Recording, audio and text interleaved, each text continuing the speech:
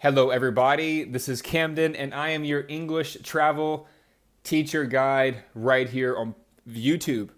So, in today's video, I'm just going to tell you 5 things that you really need to know before you go and do a Tefl course. Now, I've been doing Tefl for more than 8 years now, and it's made me the happiest teacher in the world. So, what are the 5 things that you should know? Number 1 is know the country. Please know the country and research it.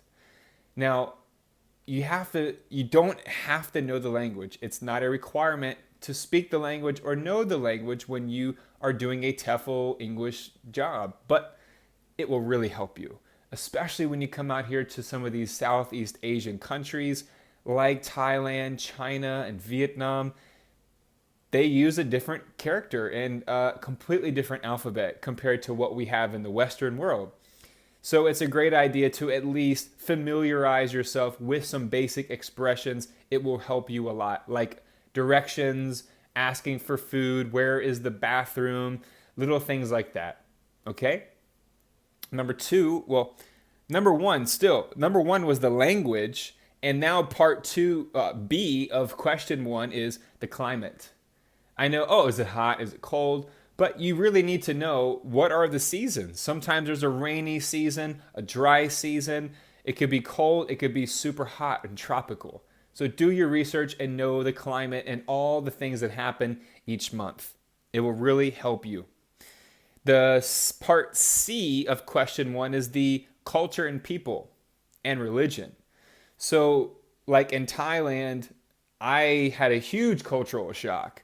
Well, number 1, I come from a Christian background, and I do like Buddhism. I've learned a lot about it. And here in Thailand, it's a Buddhist nation. So the culture is completely different. Just like in Asia, all of Asia, when you compare it to the Western world, it's completely the opposite. So you really need to know what are some of the cultural differences, things you can do and things that you can't do, things you should say and things you shouldn't say. And of course, your clothes, because if you go teach in like a Middle Eastern country, you're probably going to be much more conservative. I had one of my friends who said they had an afro in Saudi Arabia, and they were arrested by the police because he had a big afro. So you have to be very careful with what you do in different countries so you don't end up on the news. Okay? Number two is research the TEFL organization. There's so many TEFL ORGs out there, and it's kind of hard to tell which ones are good, which ones are not good.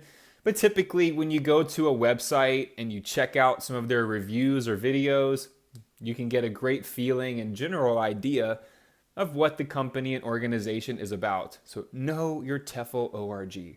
Number 3 is job availability. Hello. So many people want to go to some countries that are very amazing. However, the availability is not quite there. So it's very important that you look at the availability by visiting forums, TEFL forums. Everyone knows, or hopefully knows, Dave's eslcafe.com. It's a huge online teacher forum. I've known about it for 9 years. And it's a great place to check out job availability. Of course, China, Thailand, Vietnam, and just Asia in general are the most heavily recruited for native English speakers. Okay, so just know that. Number 4 is the cost of flights. Now, depending on where you are in the world, if you're like from Canada or America, going to Central America or South America will relatively be inexpensive. However, making the jump to China or Southeast Asia, yes, it's going to cost a little bit more. But if you can just save enough money for that airplane ticket or borrow some money, get a loan, and just get the hell out of where you are and go someplace new and change your life. And that's what I did. So, you have got to factor in the cost of flights. But once you get here to Southeast Asia, it's really inexpensive. And you have to also factor in the food cost and the rent cost. Now, again, In Southeast Asia, speaking for the most of everything, it's inexpensive, especially compared to living in the States. The quality that you get here over in America would be super outrageously expensive. So that is one motivation factor, is the lifestyle here that you get teaching English in Southeast Asia. It's so rewarding. You're respected as a teacher. People like you. They want to know about you, especially if you're a foreigner. And if you're a native English speaker, you have got the odds stacked in your favor big time. So I just mapped out, food. Food is, if you're living in Costa Rica or Central America or South America, of course, you can always go to local markets. But from my experience, it was more expensive in the American area compared to the Asian market. Asia, again, is a paradise for English teachers. There's no other way to put it.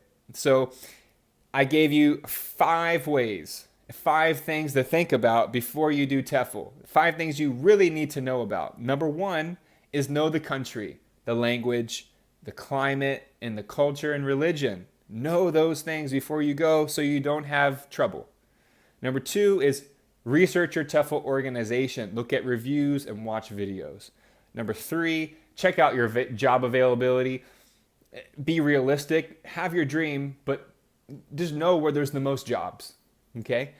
And number 4 is factor in the cost of flights, but know that the flight, if you're going far away, will probably be the biggest expenditure. So just save a little money, get that flight, and go for it. And of course, number 5, food and rent. Rent is not expensive, and food is not expensive. I spend less than $800 every month on rent and food. So I would never be able to do that back home in America, buying organic and local. So everybody, thank you for watching this. Please ask some questions below about teaching English abroad. Anything you have, just let me know. Subscribe to this video, subscribe to my channel for more great tips and videos of me traveling around the world and helping you, hopefully giving you some inspiration. Have a great day, everybody, and thank you so much for joining. Bye-bye.